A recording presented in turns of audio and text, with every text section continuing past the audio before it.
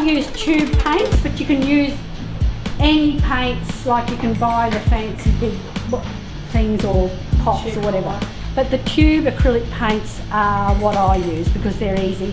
And I've also bought some big bottles of Montmartre. They make it in the big 2-litre bottles, so I've bought a few of those because I'm doing a fair bit.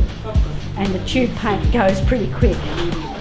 Green, silver and an orange.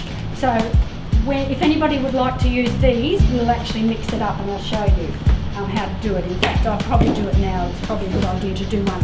I'll do the gold because it's always nice to have a bit of metallic in with your colours. You go through it. You use half of this and half paint. And what this does is make your paint conditioned to pour. It'll make it move, right? You can use water if you want, but I haven't tried the water. I'm not. This is what most of the pourers use, and it makes it a better consistency than water. And sometimes, I don't know, I've got to try it yet, but water might crack when it's drying, I don't know.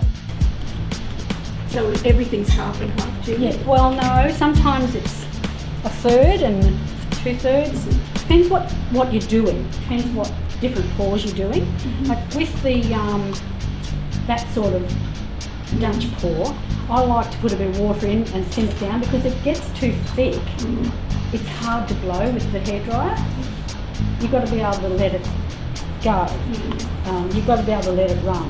And the water just helps thin it out a little bit. But this Flow does not change your colour.